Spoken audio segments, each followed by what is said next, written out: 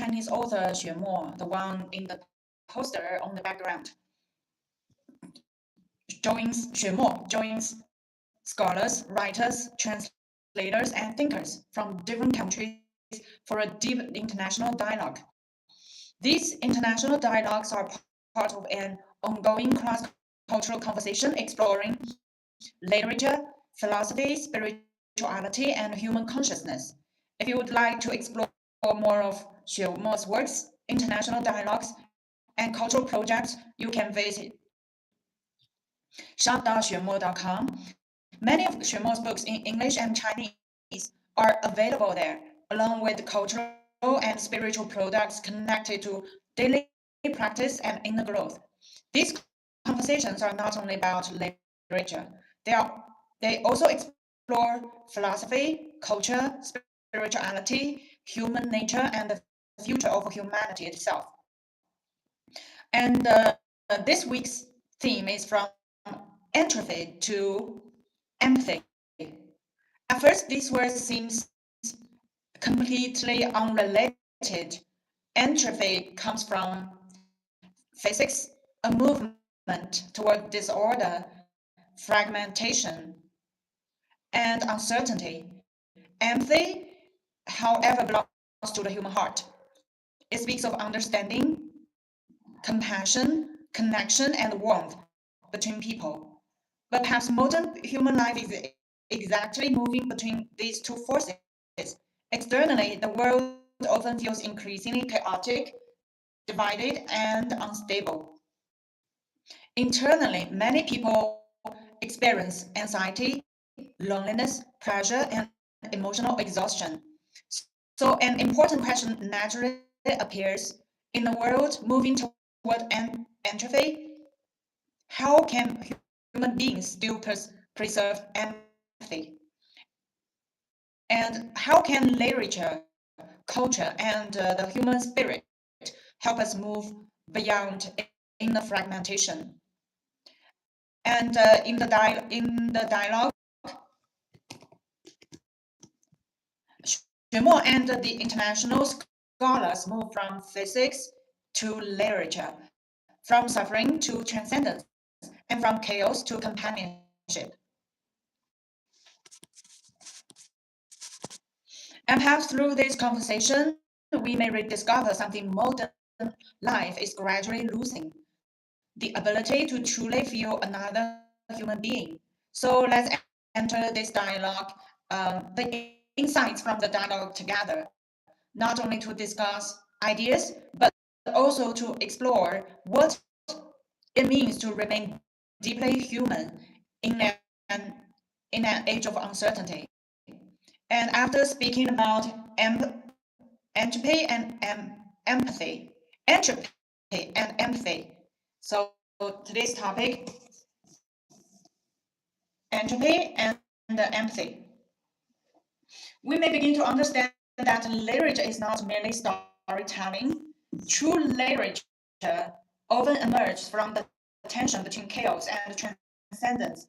Human beings live in the dust of ordinary people, ordinary life, in desire, suffering, conflict, loneliness, and uncertainty.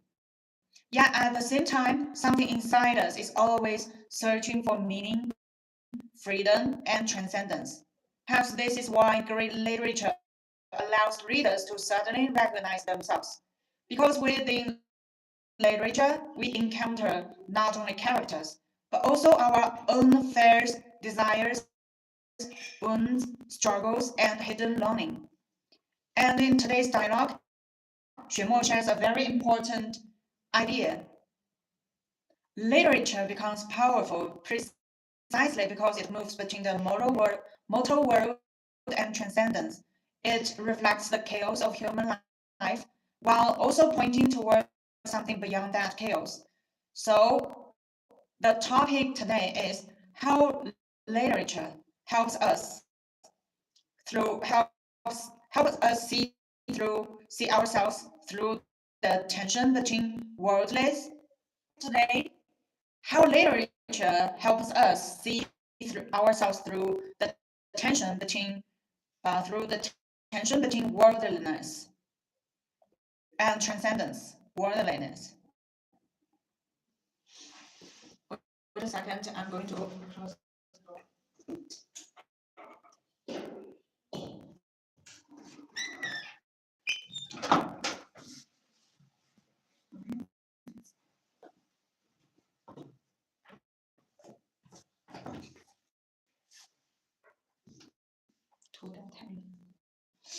In fact, the theory of God and the way of confronting. Hello, I see so many new friends here. Welcome. We are talking about how literature helps us see ourselves through the tension between worldliness and transcendence. In fact, the theory of God and the way of confronting God together form the two wings of my writing, of Xuemo's writing. And one wing is the entanglement within the mortal world. This is a principle of God at work.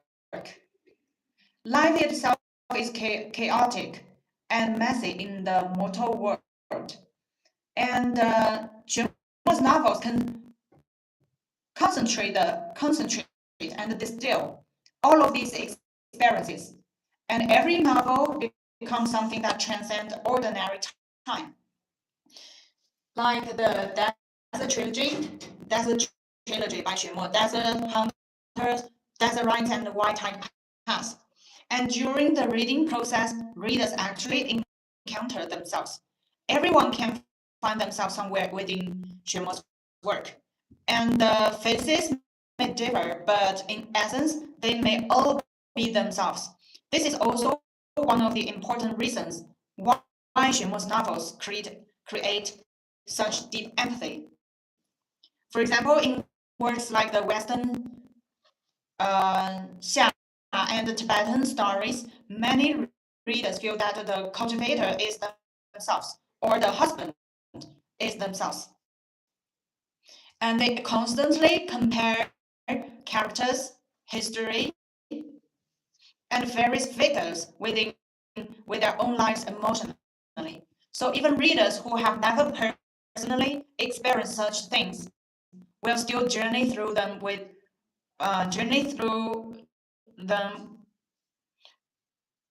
in Xuemo's works. And together, they will go through a journey of spiritual refinement and purification. This process is actually the essence of the entire body of work. And in truth, this is life itself. Every person, to different degrees, is going through such experiences. Literature both coincides with and transcends this reality. This is why culture and literature are not exactly the same thing. Culture seeks to resolve these problems. Literature, on the contrary, on the other hand, expands and explores these questions. So Xuemo's works contain both a rich and vivid worldly life and a cultural dimension that seeks transcendence. They ask how one may transcend this worldly existence. If today's sharing resonates with you, you can continue exploring Xuemo's works and international conversations through our official website, shop.xuemo.com. Every weekend, Xuemo will have organized we are we have a dialogue between Xuemo and the international scholars, and you can check our official website shop.xuemo.com to see the detail. So what I just talked about is why readers can see themselves inside literature. Nothing on my hand. The reason is that every human life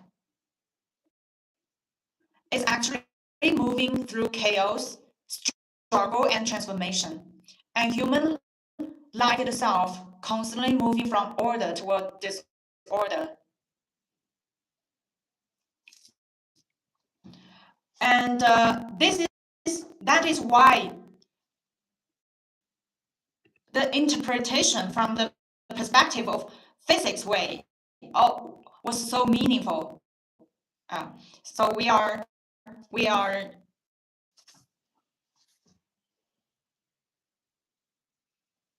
interpret the literature from the physics way, the entropy, because the dialogue connects deeply within the structure of Xue Mo's novel. Many of Xue Mo's works are actually exploring one passion: how human beings transcend chaos, entropy, and inner fragmentation. And what we call the mortal world is itself a movement toward entropy. Every human life being begins as a pure and a simple child. Day by day, we move toward increasingly disorder. In the end, everything returns to chaos and dissolution. This is the law of moving from order to chaos. Human life is also like this, and one of the very important characteristics of Xue Mo's novel is vastness and chaos. From the beginning of the desert rites toward this is hunters desert rites. So from the beginning of the desert rites world, Xue Mo's novel became increasingly boundless and complex because the Xue Mo's novels are presenting a full and abundant life. Each novel is like a forest. A forest contains many kinds of life and countless forms of existence. Yet the forest still possesses a natural order. But a human life, however, is often disorderly. Therefore, humanity constantly seeks transcendence and evolution beyond chaos. And this is what later literature and culture attempt to explore. And there is one not, I don't think it is the novel, but it is also like an essay. It is called 世界是条心的道具. The world is a tool of cultivation. And throughout Ocean's life, he always conveyed one principle: the world itself is an existence that disciplines the heart. And several of Xuemo's novels are built upon philosophical ideas. The first idea is that the world is a reflection of the mind. It is also another name, another book's title by Xue Mo. And also, the book title also represents Xue Mo's philosophical ideas. So the first is the world is the reflection of the mind. The way the mind interprets reality shapes the world we experience. And the second is to let the heart belong to itself. And human beings must learn to gain independence from chaotic status of existence. Another very important idea is that the world is a tool of cultivation. In Xuemo's novels, every character struggles against the forces of their own world. They experience transformation and transcendence at the same time. Every character is searching for eternity. To seek eternity is to struggle free from the control of entropy and decay. All life is like this. Human beings are like mobile phones. The moment a phone is turned on, endless chaotic information begins pouring in. Life functions in much the same way. Therefore, many of Xuemo's long novels appear vast, complicated, and sometimes sometimes even tangled and unclear. And this confusion is both a characteristic of fiction and a characteristic of the world itself. The richness of a writer's inner world determines the richness of the world within the work. That is why Xuemo's works tend to present a state that is full, abundant, and close to a godlike perspective. At the same time, the characters are always exploring several truths. The truth that the world is a reflection of the mind, the truth that the heart must belong to itself, and the truth that the world itself is a tool for cultivation. And when these ideas become cultural expressions, they form cultural works. So Xuemo's literary works enter a world of chaos, abstraction, and possibility. It is a disordered world filled with infinite potential. Possibility itself is change. At the same time, Xuemo also wished to transcend the world. That is why every character searches for eternity. What is change? It is the gradual movement from order into disorder through time. This represents time itself, and it also represents our world. And in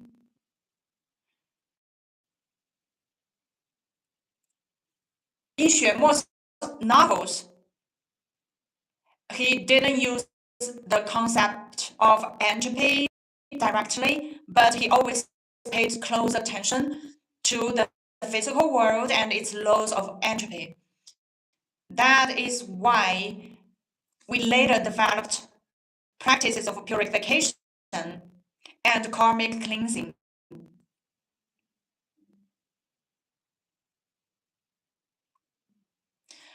And for many years, this became part of his daily spiritual training.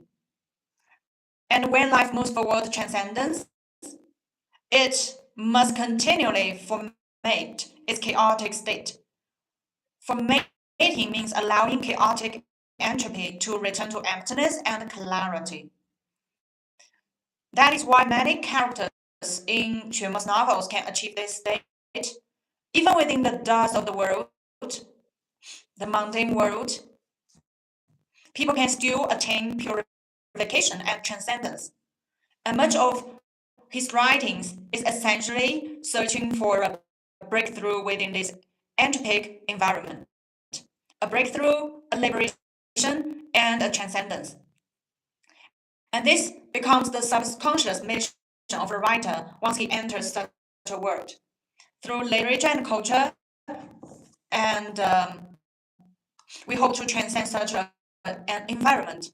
And we hope entropy and chaos will no longer become chains that imprison life. And we talked about the entropy increase and disorder. That is all deeply connected to the inner structure of Xuemo's literature. Because human life itself is constantly moving between chaos and transcendence. So the question becomes, if the world is naturally moving toward disorder, then what is the role of literature? Why do human beings still need literature, art, and culture? And for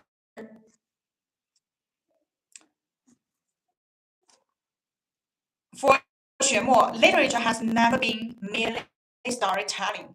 Its value is connected to life itself, to the world itself, and even to humanity itself. It is not merely a treasure hole of literature, because its value is not only as a work of art, its value lies in life, in the world, and ultimately in humanity itself. And Xuemo has always contemplated the meaning of life. And when he stayed in the Western regions, from his biography, facing the vastness of heaven and earth, human beings felt incredibly small. At such moments, he constantly reflected on the meaning of existence. Every autumn, when he saw countless insects struggling to survival, he would think about the meaning of humanity. And human beings are, in another sense, also kind of insect. But this human insect possesses something extraordinary. Human beings possess literature and art. Once literature and art and human life, humanity becomes rich and magnificent. At the same time, humanity gains subjectivity and self-awareness. Therefore, Xuemo's novels are always portraying human life itself. More specifically, they portray how human beings respond when facing difficulties. The value of life is unlike any other value. Once a person's life disappears, their entire world disappears within it. No matter what they once experienced, it all vanishes with them. Therefore, there are two things in life that are especially important. One is the richness of life itself, the other is transcendence. These two things are essential to human existence. The richness of life creates the richness of our world, and transcendence allows us to move beyond suffering into a state of inner fulfillment. Literature, in many ways, resembles the Taishan Laojun's 8 trigrams furnace. And Xuemo's novels somehow work like that furnace. When readers enter his works, they are refined by its power. And during that process, they encounter many experiences and truths they would never normally encounter. And when they emerge, they become stronger and more awakened. And this is one of the primary functions of Xuemo's novel. It allows the reader's inner world to become full and abundant. But richness alone is not enough. If a person sinks completely into this richness, it can also become suffering. Life can become trapped in desire and attachment. Human beings cannot become soft and shapeless like cotton. Therefore, literature must also contain a way of transcending difficulty and uncertainty. That transcendence is the pursuit of eternity. And the question then becomes, how can such transcendence be achieved? This is why Xuemo's was gradually formed an entire spiritual ecosystem. So Xuemo's readers are not merely readers. Once someone truly enters Xuemo's works, their entire life begins to change. They are not merely emotionally moved, they are transformed.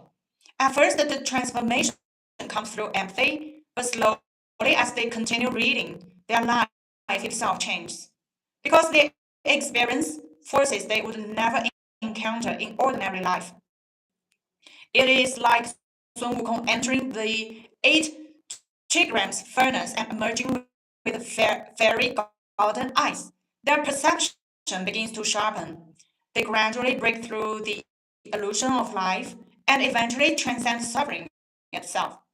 Once transcendence is achieved, every experience in life becomes fuel for growth.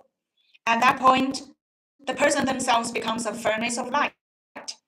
Even suffering and garbage can be transformed into energy. And everything they experience becomes fuel that illumines the world.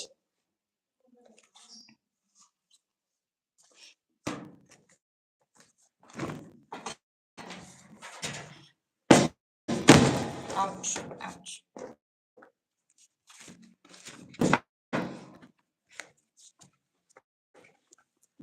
So just as waste can be turned into electricity in a power plant, suffering can also become spiritual energy.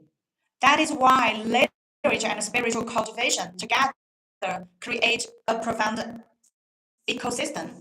This is one of the defining characteristics of Xuemo's works.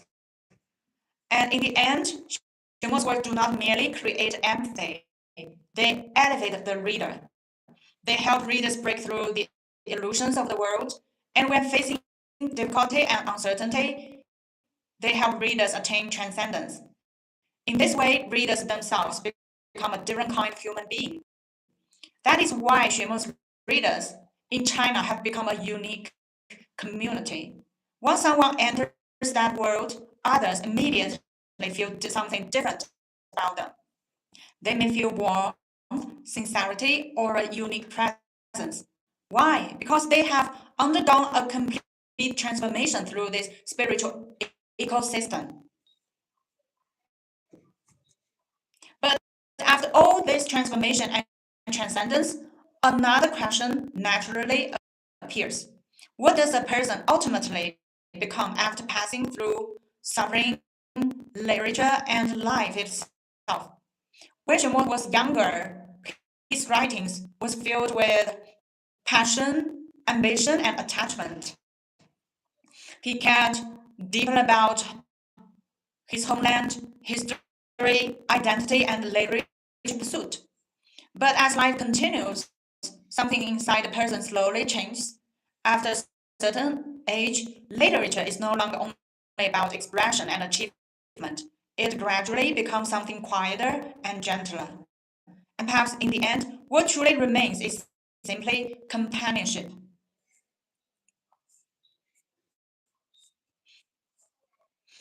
People are constantly changing. In the beginning, there was a deep attachment to my hometown. That obsession with my homeland once felt like the truest thing in life. Hello, welcome. Long time no see. Thank you for your time being here. So gradually, however, the love continued to expand, and Xuemo's pursuit of literature also became greater and greater.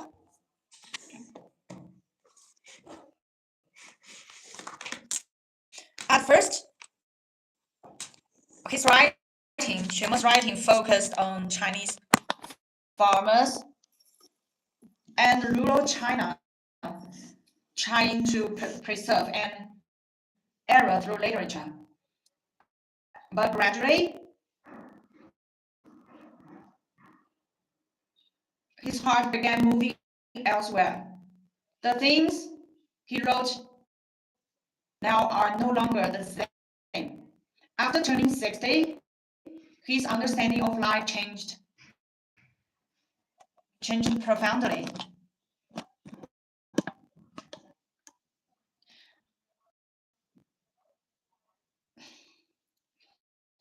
Xue says if his mother was still alive, he would rather stop writing and simply stay beside her. That would be the most meaningful thing. But so at this stage, writing is no longer about the West, regional identity, or literature ambition. What matters now is companionship in life itself. So the things he does study are centered around the companionship. For example, accompanying critically ill patients and their families, or quietly being present beside people facing illness and suffering. Recently, we have also been accompanying children who lack care and emotional support. The things he is writing now gradually become about companionship itself. He no longer cares much about his identity as a writer, nor do he care about the old Western China complex anymore. Those things no longer matter to him because eventually he realized something about life. Life slowly dissolves into a vast blankness. At that moment, we realize that we cannot truly hold on to anything, nor can we really leave anything behind.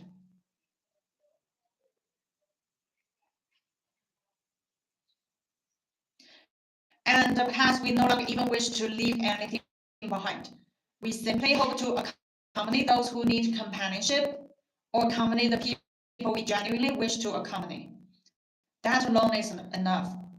So, in the same way, the, the dialogues and conversation between Xue Mo and the international scholars is also a form of companionship. We are simply accompanying one another and talking about literature. In a world like this, speaking about literature is actually a luxury. But we are still willing to accompany each other through literature. When life reaches a certain stage, something naturally changes within us. One slowly moves from noise and excitement into simplicity and quietness. A gentle smile appears naturally. We begin to see the pain of others, and we begin sharing our own pain as well. We learn to taste pain itself, and through art, we transform that pain into something universal. Then life begins to reveal something entirely new. This new thing is difficult to describe.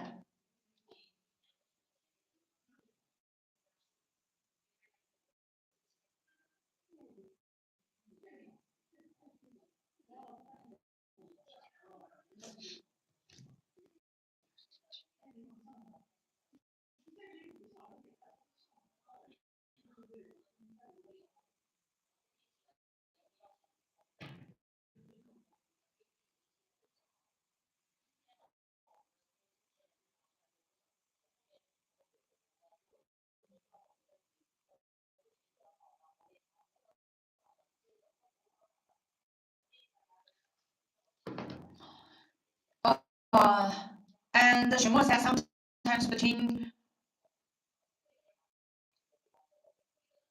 Xuemo, him, between a reader and him, or between a scholar and him, there suddenly appears a warmth beyond worldly calculations. 超越功利 beyond worldly calculation. Suddenly heart becomes warm. Suddenly there is a breathing and feeling that never existed before. And at that moment, another dimension of life quietly appears. And many of his later writings and many of his later activities are seeking this very thing.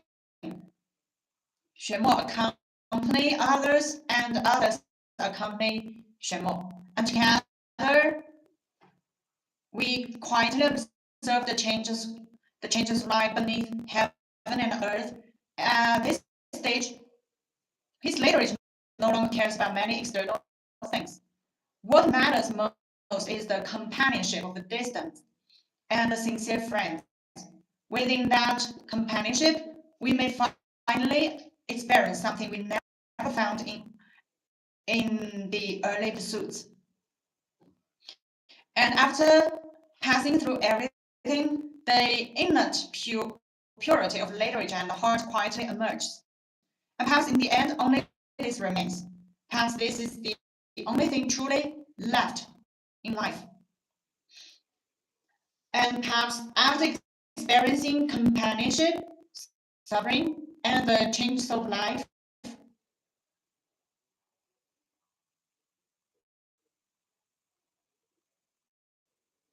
one naturally begins to ask a deeper question. Why do human beings suffer so much? Why does the world appear so chaotic and unstable? And more importantly, what is the true source of that suffering? In fact, throughout Chinese history and culture, many of the greatest thinkers and spiritual masters were all trying to answer this very question. And for Xue Mo, many of his works are also exploring the same issue, because ultimately the problem is not only the external world, it is deeply, deeply connected to the human heart itself. The question is actually the very problem all of Xuemo's works are trying to address. It is a problem shared by humanity. After human beings are born, we inevitably face situations we do not wish to face. Throughout Chinese culture and history, the greatest masters have all tried to solve this problem. At its core, this is the problem of desire and suffering. Human beings are constantly pulled by two forces. One is their own desires, the other is the constant change of the external world. Under the combined influence of desire and external change, life produces many things we do not wish to face. Generally speaking, both of these forces are deeply connected to the heart. Our desires arise from the heart, and our experience of the external world is also shaped by the heart. Every person interprets the world differently, and that interpretation forms their entire impression of reality. That is why we say the world is a reflection of the mind. Different people see completely different worlds because the heart determines the angle from which one views the world, and that angle ultimately creates their world itself. Therefore, we do not try to change the world itself. Instead, we try to transform the heart. When the heart changes, the world changes along with it. This is one important difference between Chinese and Western thought. In Chinese culture, the most important task is solving the problem of the heart. We understand that the world is constructed and revealed through the heart. Therefore, the most important work in life is the cultivation of the heart. There is one especially important principle in this process. We must allow the heart to stop generating discrimination and judgment. We do not judge, we do not divide or categorize. Instead, we treat all things equally. A heart that neither judges nor discriminates is all called the discriminating mind. This is something we continually train ourselves to cultivate.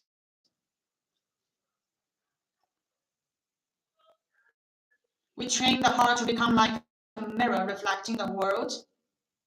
A mirror reflects clearly, yet carries no emotional attachment, nor does it add decoration or distortion. When the heart gradually becomes like a mirror, free from judgment, many of the troubles in our world naturally disappear.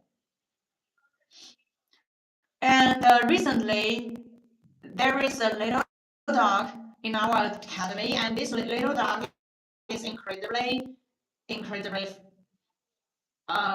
happy, and every time it sees me, it immediately runs over, and sometimes it simply stays beside me. Sometimes it rolls over and exposes its belly.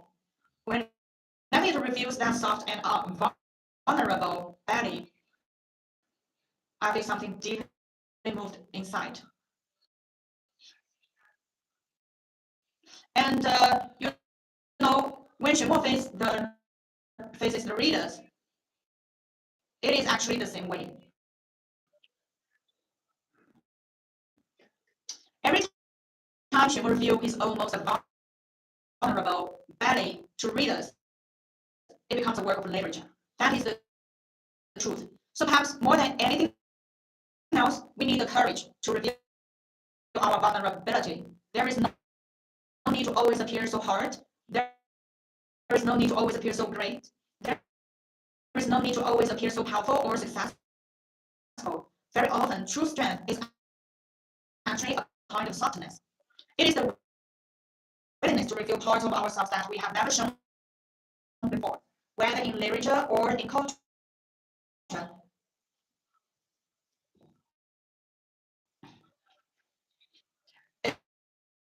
This is part of Xuemo's life. And in this world path, there are many things we cannot do, but at the very least, we can offer sincerity. And in gathering like this, in sincere conversations like this, in each of us can reveal our vulnerable side to one another. Then beauty between human beings becomes incomparable. Many wounds can slowly heal because of such tenderness. And our lives, through these encounters with one another, begin to experience warmth and brilliance. I think this is something truly extraordinary. So, hope we can meet each other on the platform. We can meet each other during the dialogues between Xue Mo and international scholars, and listen to their dialogue and discuss, accompanying one another, letting our worries slowly dissolve, and letting ourselves become softer and more genuine, and learning to enjoy the natural flow of life itself. And if we can truly do this, will be the greatest achievement of the dialogue. Everything else is only secondary. Whether things exist or not, does not matter very much. When our life becomes softer because of meeting one another, that itself is greatest gift. And if you would like to join future international dialogues with Xue Mo and scholars from around the world, you're welcome to visit our official website, shop.xuemo.com, and there you can explore Xuemo's works, cultural projects, and registration information for upcoming Zoom dialogues and live conversations. Yeah, and these are for the topics today. And today, empathy and compassion.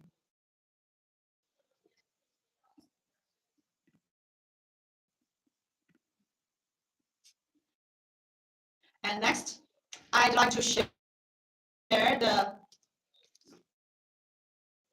with you the book Reclaim the Throne of Your Heart by Xue Mo.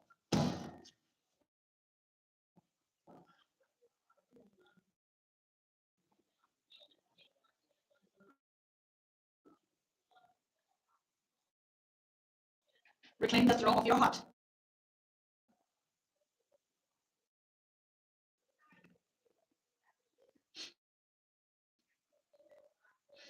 Reclaim the Throne of Your Heart by Xue Mo. It is available on Amazon and our official online store, shop.xuemo.com.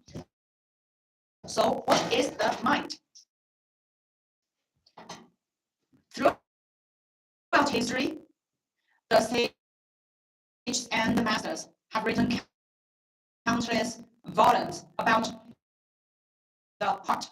Yet, for many people in this area, the mind still remains merely a word. And Xue Mo had already discussed the mind extensively. And the mind we speak of here is not the physical organ or flesh, nor the chaotic and restless mind, nor the collection consciousness. The collection of consciousness discussed in Yogasara philosophy.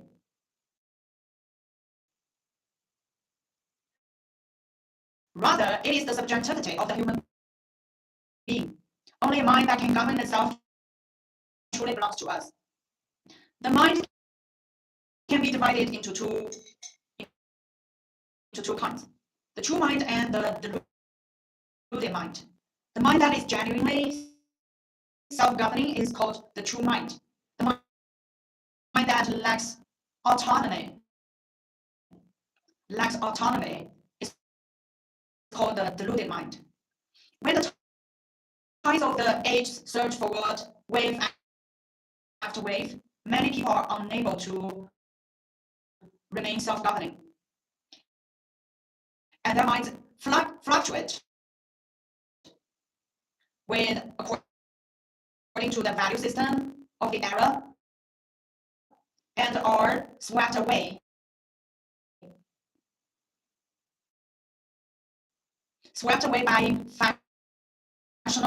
by fashionable ideas, likes, and dislikes. Xuemo once wrote in the great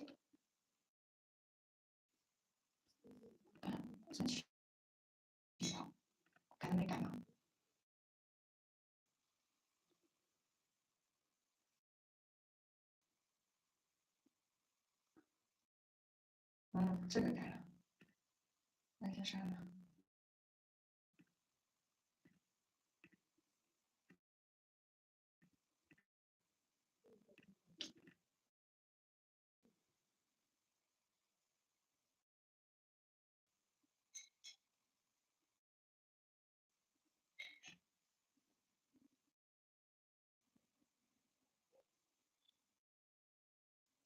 Xuemo once wrote in Luminous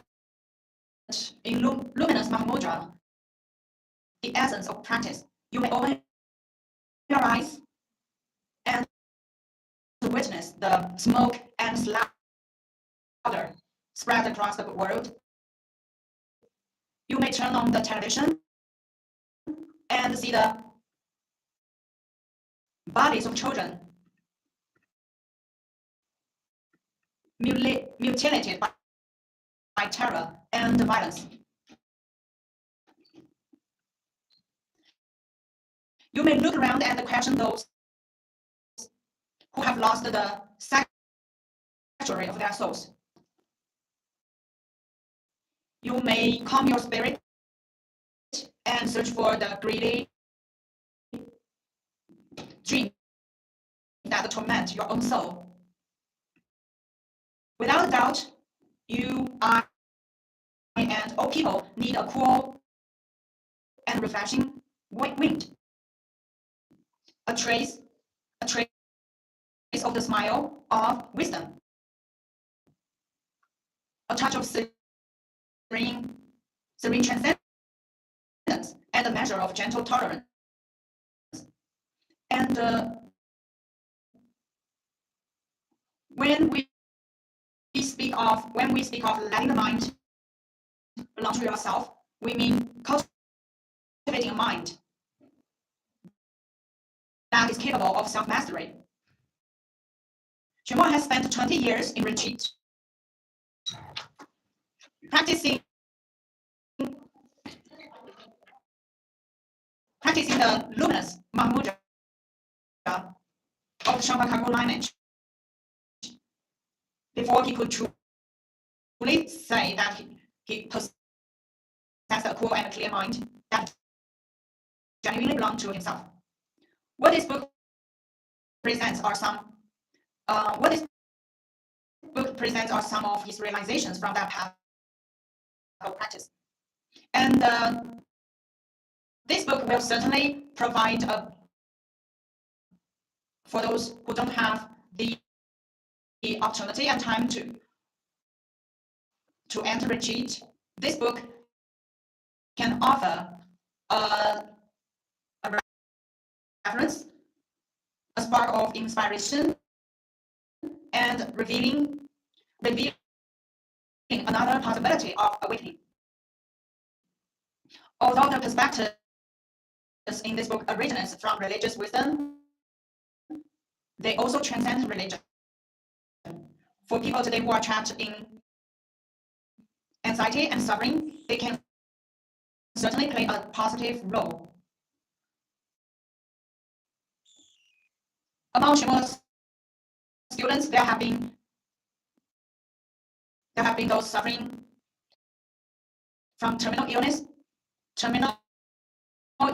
depression, despair toward life, devastating personal blows, and countless setbacks. After reading his works, after reading Xuemo's works, they, to varying degrees, they left suffering behind and found joy. Some even awakened to their true nature, entered into Mahamudra, and became people capable of genuine spiritual autonomy.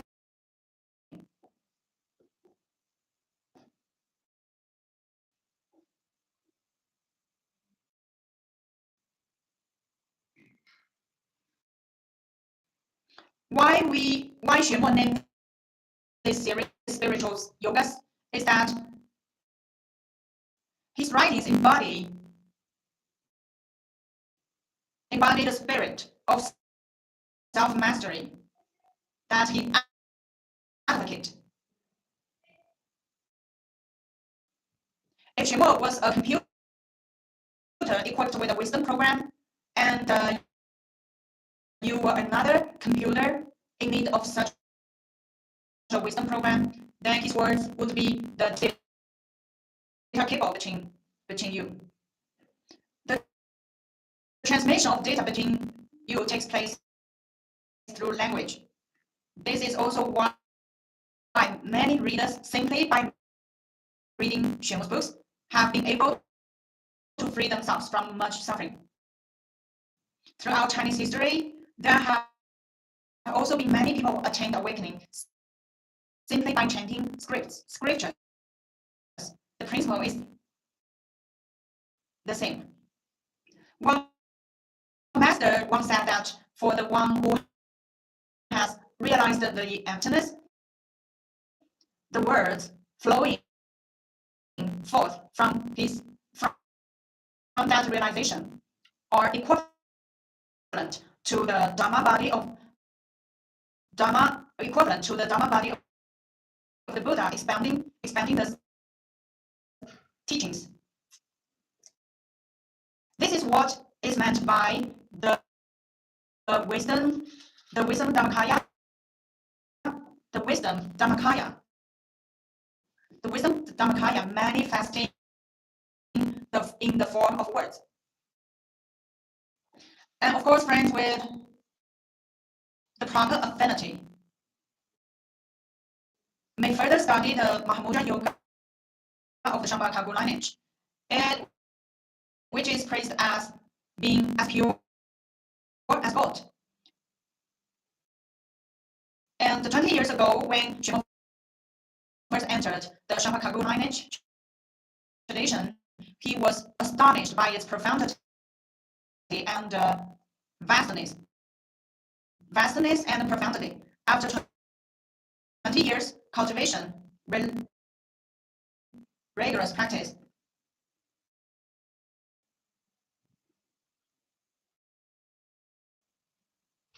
he looked back and realized that what he had initially obtained was merely the key to a treasure house.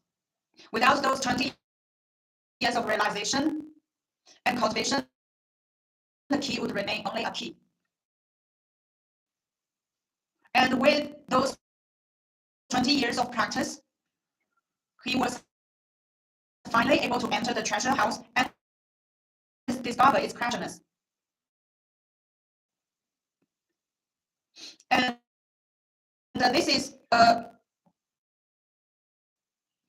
another kind of science urgently needed by today's world and humanity. And Xuemo has made a vow to offer this treasure house to the world and benefit more people. Therefore, for certain people with the right affinity, simply reading books of wisdom grounded in right view can already help them transcend suffering and attain joy. Of course, for those who may not necessarily hold any religious belief, the right view and wisdom carried within this book are equally important. For them, an additional source of spiritual nourishment can undoubtedly make the soul stronger.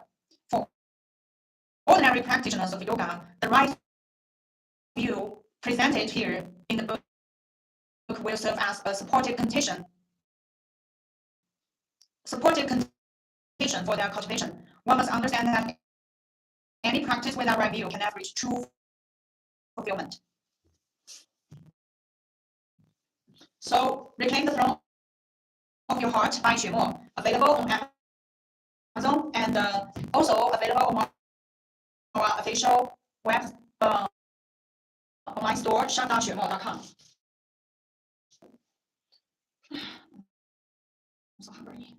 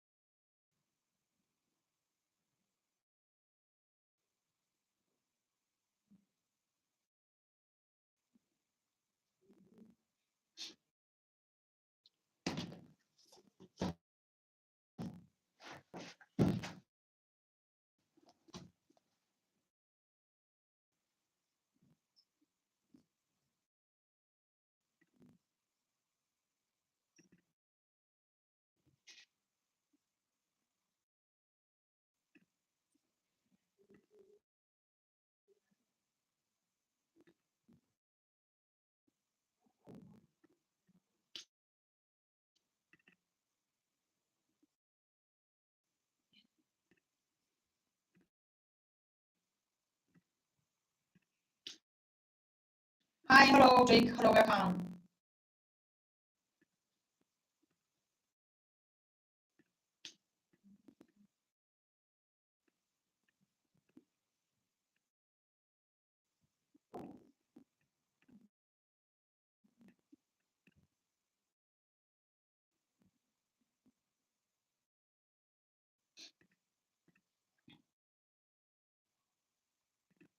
Okay, the next topic I'm going to share with acceptance. Everything, accept everything calmly. How about this? Accepting.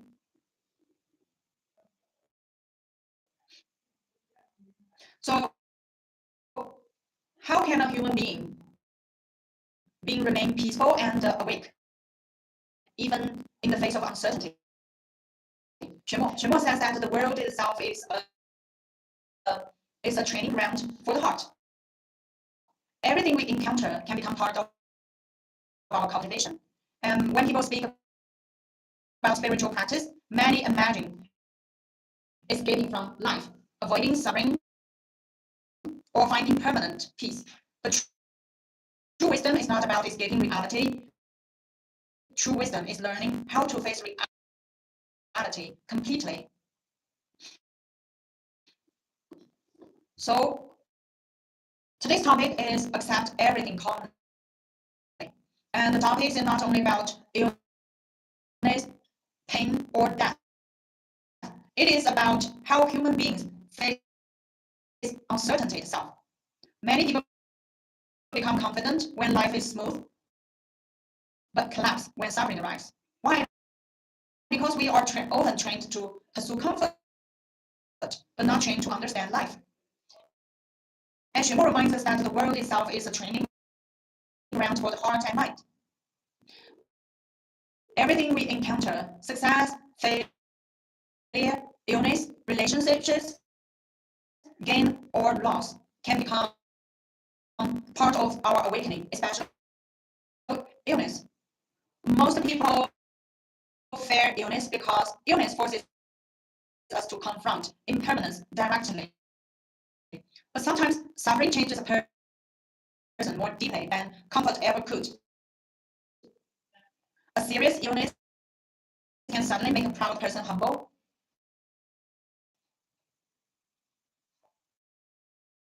It can make a greedy person realize that many desires are meaningless.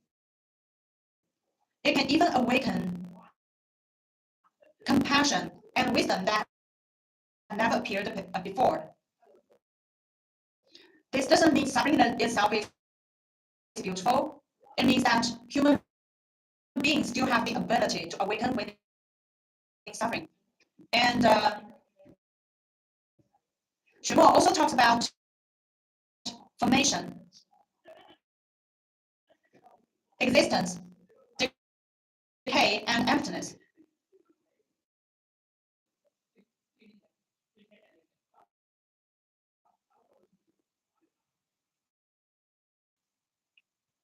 Everything in this universe appears.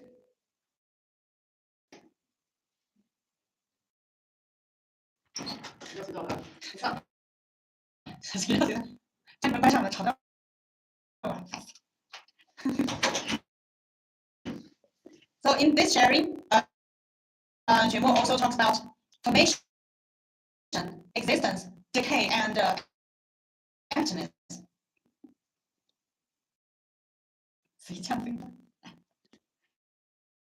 Everything in this universe appears, exists for a while, changes, and eventually disappears. Not only our bodies, but even civilizations and worlds follow this law. When we truly understand this, we may stop fighting reality so aggressively.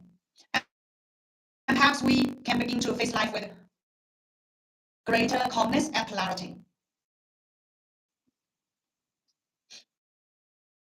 So the cultivation is to,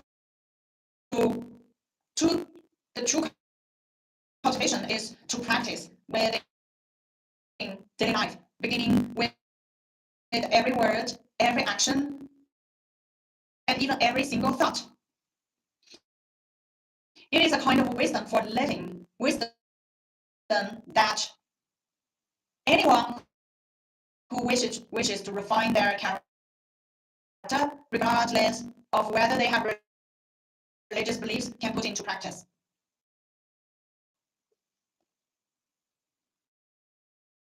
If people can practice according to what is written in Xuemo's books and face life and everything within it with wisdom, they will surely become individuals with a more complete character, able to live in better harmony with themselves, with others, and with nature. Xuemo once said that we should treat the world as a tool for training the mind and fully accept every gift that the destiny brings us.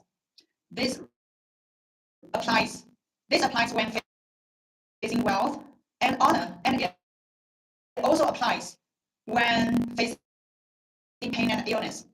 That is why when the elder of Liangzhou visited the sick, he would always comfort them by saying, "When one eats the 5 grains, one will inevitably suffer from many illness." And here she mentioned the elder of Liangzhou and has many international readers may not immediately understand what Liangzhou is. Xuemo is known as a Western Chinese writer, and he was born in Liangzhou, in Gansu province in northwestern China. And Liangzhou is an ancient Silk Road region filled with desert culture, folk traditions, Buddhism, Taoism, and centuries of hardship and resilience. The village where Xuemo grew up still carries the atmosphere that appears throughout many of his books. And that today that place has gradually become part of what Xuemo now known as the Xuemo Academy. So when Xuemo speaks about the elder of Liangzhou, he is not speaking as an outsider observing life from a distance. He's speaking from the soil that raised him, from real people he personally witnessed throughout his life. Many stories about illness, suffering, life, and death in his writings are connected to the realities of Western rural China. That is also why his reflections often feel very grounded and deeply human. When he says, when one eats the 5 grains, one will inevitably suffer from many illnesses, it carries not only philosophy, but also the lived wisdom of generations of ordinary people. This reflects a relationship of cause and effect, and it also points to the inevitability of illness. In truth, this is indeed the case. Throughout a person's life, illness is unavoidable, and everyone will become sick several times. Especially today, our living environment is facing unprecedented pollution. Many foods are produced unnaturally fast. Much of the meat contains hormones, and many vegetables are sprayed with excessive pesticides.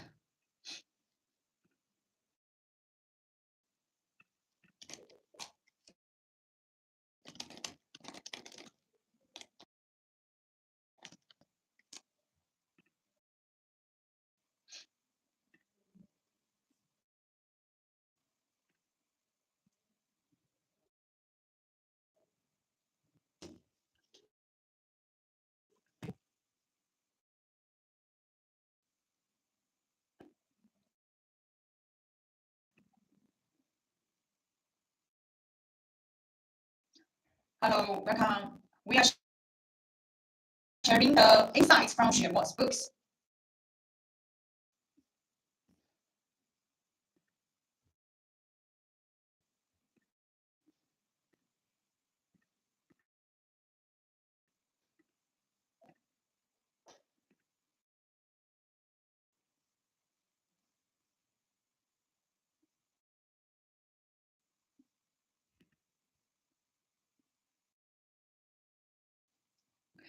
So especially today, our living environment is facing unprecedented pollution.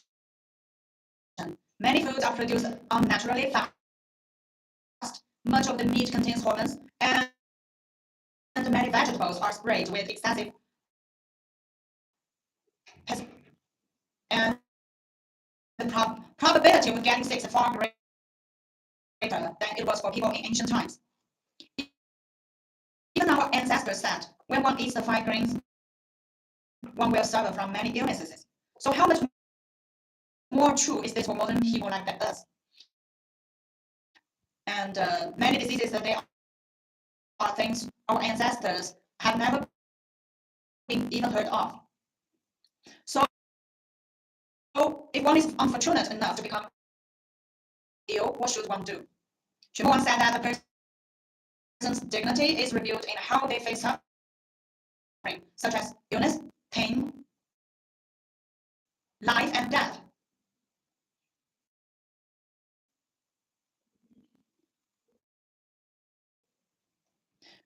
A person's dignity is revealed in how they face suffering, such as illness, pain, life, and death.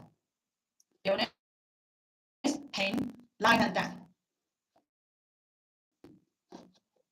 Xue Mo once said that a person's dignity is revealed in how they face suffering, such as illness, pain, life, and death. And this is indeed true. Different people respond to illness in very different ways.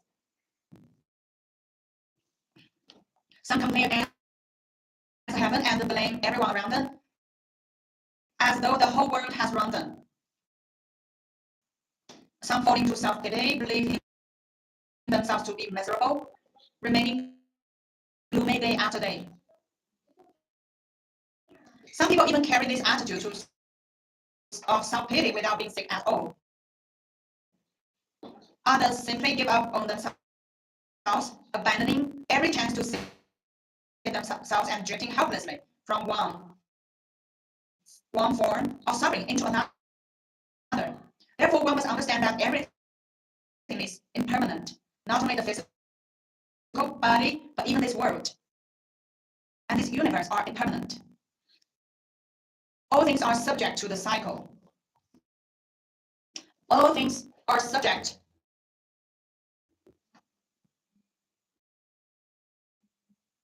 One must understand that everything is impermanent. Not only the physical body, but even though this world, this universe are impermanent. All things are subject to this. All things are subject to the cycle of formation, existence, decay, and emptiness. Everything arises and passes away.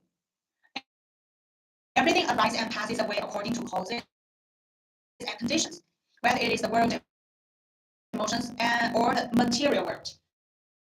Nothing can escape this law. Formation, existence, decay, and emptiness are the destined trajectory of all conditioned phenomena.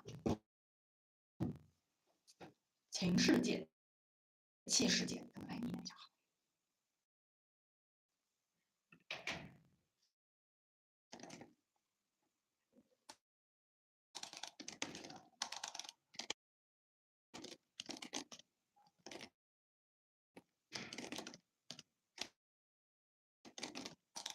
气世界。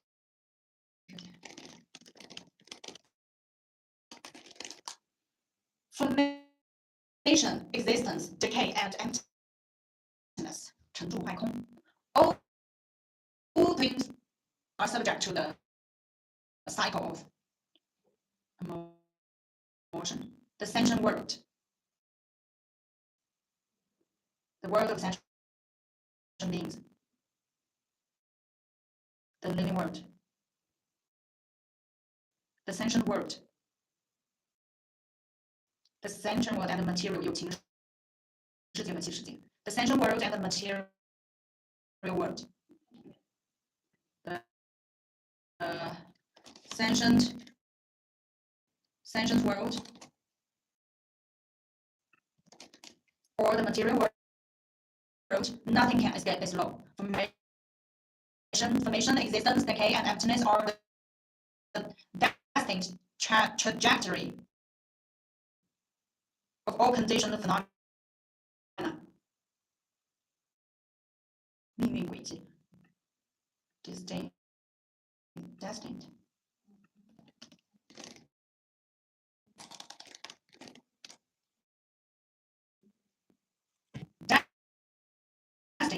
Destined.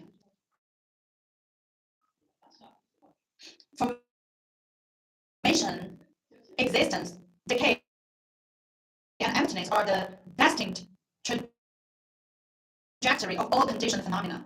What does formation, existence, decay, and emptiness mean? Formation means that causes and conditions come together, allowing something to come into being. For example, our parents came together and thus we were born.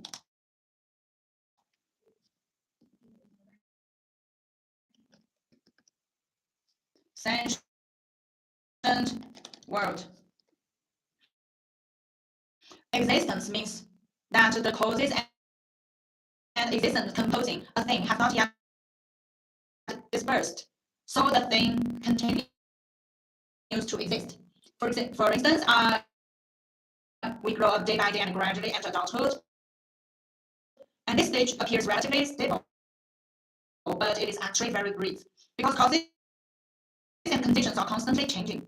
Decay means that the causes and conditions begin to disperse, and that the original combination is no longer stable.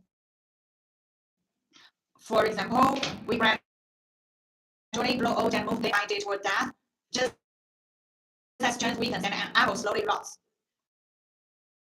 Emptiness refers to the final dissolution of things. Emptiness refers to the final dissolution of things. 最终的消亡。For example, death arrives and I leave this world. Transformation, existence, decay, and emptiness together make up the course of human life. What seems to be a solid and a lasting life is actually an illusion. This is the truth of life, and not only individual lives follow this pattern, the entire universe does as well. And this is the shared destiny of all things, and also that deepest truth. And if we truly understand this, our mindset will fundamentally change, and we will no longer fall into despair or discouragement. And the above is the ultimate attitude towards illness and death. It can fundamentally dissolve humanity's fear when facing sickness and morality. Beyond this, countless people throughout history have also set examples for us. One example is the Chinese writer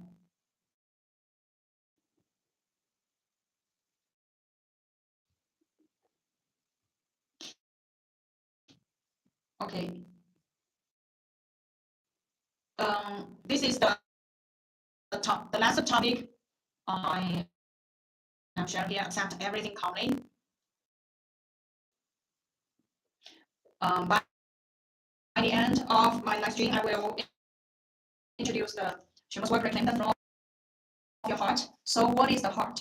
Throughout the history, sages have written countless volumes about the heart. Yet, for many people in this era, the heart still remains merely a word. And Xuemo has spoken extensively on the subject. The heart we speak of here is not the physical organ, nor the chaotic mind, nor the collective consciousness. The collection of consciousnesses discussed in Yoga philosophy. Rather, it is the subjectivity of the human being. Only a mind that can govern itself truly belongs to us. And the heart is of two kinds, the true heart and the deluded mind. And the mind that is genuinely self-governing is called the true mind. The mind that lacks autonomy is called the deluded mind. And when the tides of age surge forward wave after wave, many people are unable to remain self-governing, and their minds fluctuate according to the value system of the era and are swept away by fashionable concepts and ideas, likes and dislikes. Xue Mo once wrote in the Luminous Mahamudra, the essence of practice. You may open your eyes and witness the smoke and the slaughter across the world. You may turn on the television and see the bodies of children mutilated by terror and violence. You may look around and question those who have lost their spirit, lost the sanctuary of their souls. You may calm your spirit and quiet your breath, search for the greedy dream of that shall torment your own soul. Without doubt, you, I, and all others need a cool and refreshing wind, a trace of the smile of wisdom, a touch of serene transcendence, and a measure of gentle tolerance. When we speak of letting the heart belong to yourself, we mean that cultivating a mind that is capable of self-mastery. Xuemo has spent 20 years in retreat, participating in the luminous luminous Mahamudra in Shamakagu lineage. Before he could truly say he possessed a core and clear mind that genuinely belonged to himself. And what this book presents are some of his realizations from that path of practice. And the publication of this book will certainly provide a point of reference for friends who don't have the opportunity and time to enter a retreat, offering some a spark of inspiration and revealing another possibility of awakening. And although the perspectives in this book originate from religious wisdom, they also transcend religion. For people who are trapped in anxiety and suffering, they can certainly play a positive role. Among Xuemo's readers, there have been those suffering from terminal illness, depression, despair toward life, and suffering the devastating personal blows and countless setbacks. After reading Xuemo's works, all of them, to varying degrees, left suffering behind and found joy. And some even awakened to their true nature and entered into Mahamudra and became people who capable of genuine spiritual autonomy. Okay, these are today's sharing. Thank you for your time. Thank you.